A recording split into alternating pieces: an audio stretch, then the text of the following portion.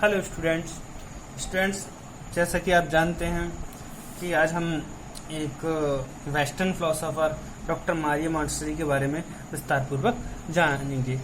Doctor Maria Montessori हमारे लिए बहुत अधिक मुख्य या इम्पोर्टेंट फिलोसोफर के रूप में जानी जाती हैं, क्योंकि यह एक शिक्षाविद के साथ साथ एक चिकित्सक भी थी। क्योंकि बताया जाता है कि इटली में ये डॉक्टरी पेशे में थी और वहाँ के जो गवर्नमेंट थे उन्होंने इनके ऊपर एक दायित्व दिया कि जो मंद बुद्धि बालक हैं उन्हें किस तरीके से सही किया जा सकता है, उनका ट्रीटमेंट किस तरीके से किया जा सकता है। तब उन्होंने इन्हें एक चिकित्सा के रूप में ना लेकर इसे एक एजुकेशन चैलेंज के रूप में एक्सेप्ट किया और एक ऐसी पद्धति का जन्म दिया जिसे उनके खुद के नाम से जाना जाता है, मॉन्टेसरी पद्धति। आप लोगों ने देखा भी होगा कि आपके क्षेत्र में और पास ग्रीनवुड मॉन्टेसरी स्कूल या ब्लूमिंग फ्लावर मॉन्टेसरी स्कूल, तो मॉन्टेसरी एंड में जो वर्ड लगाया जाता है तो वो इनकी पद्धति के द्वारा पढ़ाने की विधि को ही मॉन्टेसरी पद्धति कहते हैं। आइए इनके बारे में कुछ हिस्ट्री जान लेते हैं। मुख्य पॉइंट सी देखेंगे, इसे पूरे इस लेक्चर को पूरा इसी भाग में कंप्लीट करेंगे। डॉक्टर मारिया मॉन्टेसरी ने शिशु शिक्षा हेतु एक आधुनिक एवं प्रगतिशील शिक्षा पद्धति का विकास किया, जो मॉन्टेसरी पद्धति के नाम से शिक्षा के इतिहास में प्रसिद्ध है। प्रशिक्षण एवं पेशे से मारिया मॉन्टेसरी एक चिकित्सक थी, जिन्होंने मानसिक रूप से विकलांग बच्चों की चिकित्सा करते हुए उनकी शिक्षा पर ध्यान दिया और सफलतापूर्वक उन्हें शिक्षित किया। मारिया मॉन्टेसरी का जन्म 1817 में इटली में हुआ था और इनकी मृत्यु 1952 में हो गई। 1894 में रोम विश्वविद्यालय में इन्होंने एमडी की डिग्री चिकित्सा में प्राप्त की। इसके उपरांत इसी विश्वविद्यालय में उन्हें मंदबुद्धि बालकों की शिक्षा का दायित्व दिया गया और इन्होंने इस पर काम किया और इसे इस तरीके से चैलेंज के रूप में किया कि ये पूरे विश्व में प्रसिद्ध हो गई।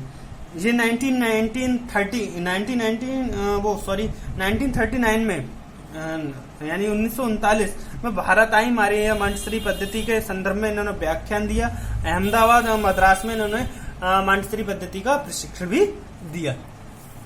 बात करते हैं इनकी शिक्षा दर्शन की, तो उन्होंने एक सबसे इम्पोर्टेंट बात बताई एजुकेशन फिलोसफी में कि कोई भी बच्चा जन्म के समय तो मंद बुद्धि हो सकता है, परंतु उसे सही प्रशिक्षण और शिक्षा दी जाए तो वह सामान्य बालकों की तरह हो सकता है। और इसे उन्होंने चैलेंज के रूप में दिया। उन्होंने कहा कि 3 बातें विशेष रूप से ध्यान रखनी चाहिए उनकी शिक्षा के माध्यम में मॉन्टेसरी पद्धति में: स्वतंत्रता, मनोवैज्ञानिक शिक्षा और स्व शिक्षा पर बल देना चाहिए। ठीक, मारिया मॉन्टेसरी के बारे में बात करते हैं। शिक्षण विधि, मारिया मॉन्टेसरी शिक्षण मेथड क्या है? मैं बात करता हूँ 3 से 6 वर्ष के लिए इन्होंने विद्यालय बनाया और विद्यालय भवन में चार्ट, खिलौने, कार्ड वगैरह इन तरीके की व्यवस्था की। दूसरा नाम मारिया मॉन्टेसरी शिक्षण विधि का सहचर्य विधि के नाम से भी जाना जाता है। आपकी टेट वगैरह में पूछ लिया जाता है। ये किस विधि पर आधारित है? तो खेल विधि पर आधारित है। और ये सिद्धांत किस पर आधारित है? जो मारिया मॉन्टेसरी का सिद्धांत है वो किस पर आधारित है? रूसो के प्रकृतिवाद पे। ये 3 मुख्य बातें हैं, आप जरूर ध्यान रखें, ये आपके टेट सीटेट वगैरह में पूछ ली जाती हैं। उसके बाद हम देख लेते हैं ये पद्धति कहाँ से है। 2.5 वर्ष से भी माना जाता है, परंतु इन्हें 3 से 6 वर्ष के लिए इसे मुख्य रूप से प्रशिक्षण दिया जाता है। कुछ बुक्स में 2 से 7 वर्ष और कुछ में 3 से 6 वर्ष। तो 3 से 6 वर्ष एक आदर्श समय है मारिया मॉन्टेसरी शिक्षण पद्धति के प्रशिक्षण का। मारिया मॉन्टेसरी शिक्षण सृष्टि के 3 भागों में बांटा है उन्होंने: भाषा शिक्षा, कर्मेंद्रियों की शिक्षा और ज्ञानेंद्रियों की शिक्षा।